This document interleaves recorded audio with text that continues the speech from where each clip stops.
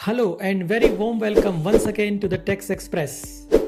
इस वीडियो में हम डिस्कस करेंगे जीएसटी में एक और इम्पॉर्टेंट जजमेंट के बारे में। ये जजमेंट सेक्शन 16(4) के कॉन्टेक्स्ट में आया है। जैसा कि आप जानते हैं कि सेक्शन 16(4) आईटीसी अवेलेबिलिटी की टाइम लिमिट को प्रेस्क्राइब करता है। इस सेक्शन की कॉन्स्टिट्यूशनल वैलिडिटी को लेकर वेरियस हाई कोर्ट्स में रिट पिटीशन फाइल हो चुकी है और कई केसेस में पेंडिंग फॉर एडजुडिकेशन भी है। आपको याद होगा कि कुछ दिन पहले मैंने द टैक्स एक्सप्रेस पर आपको आंध्र प्रदेश हाई कोर्ट द्वारा तिरुमला कोंडा प्लाईवुड्स के केस में डिलीवर किए गए जजमेंट को डिस्कस किया था, जिसमें ऑनरेबल हाई कोर्ट ने सेक्शन 16(4) की कॉन्स्टिट्यूशनल वैलिडिटी को अपहेल्ड किया था। अब इसी कड़ी में एक और बड़ा फैसला ऑनरेबल पटना हाई कोर्ट ने Govinda construction versus union of India के केस में 8/9/2023 को डिलीवर किया है। इस डिसीजन में ऑनरेबल हाई कोर्ट ने सेक्शन 16(4) को कॉन्स्टिट्यूशनली वैलिड करार देते हुए हेल्ड किया है कि ये section article 300 capital A and 19(1)(g) of the constitution of India को वायलेट नहीं करता। इस मामले में पिटिशनर ने फरवरी एंड मार्च 2019 की 3B, अक्टूबर 23, 2019 और नवंबर 7, 2019 रेस्पेक्टिवली को फाइल की थी। डिपार्टमेंट ने पिटिशनर को नोटिस इशू करते हुए इन दोनों मंथ्स की आईटीसी को सेक्शन 16(4) की टाइम लिमिट के अंतर्गत विद इंटरेस्ट रिवर्स करने के लिए डायरेक्ट किया। पिटिशनर द्वारा इस नोटिस का विरोध किया गया और ऑर्डर पास किए जाने के बाद अपीलेट अथॉरिटी को अपील दायर की गई, जिसे अपीलेट अथॉरिटी द्वारा डिसमिस कर दिया गया।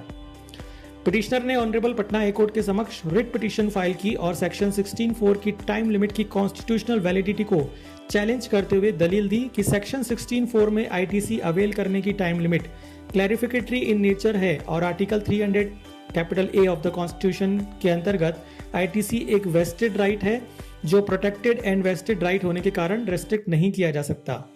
ऑनरेबल हाई कोर्ट ने इस मामले में ऑनरेबल सुप्रीम कोर्ट द्वारा Jayaram and company versus assistant commissioner and another के केस में दिए गए जजमेंट को रिलाय अपॉन किया, जिसमें ऑनरेबल सुप्रीम कोर्ट ने section 19 subsection 11 of the Tamil Nadu VAT act 2006 को कॉन्स्टिट्यूशनली वैलिड करार देते हुए हेल्ड किया था कि लेजिस्लेचर द्वारा कन्फर किए गए किसी भी बेनिफिट या कंसेशन को अवेल करने के लिए उस कंसेशन की कंडीशंस को स्ट्रिक्टली फॉलो किया जाना जरूरी है। जीएसटी लॉ में आईटीसी एक बेनिफिट या कंसेशन है, ना कि टैक्स पेयर का वेस्टेड राइट।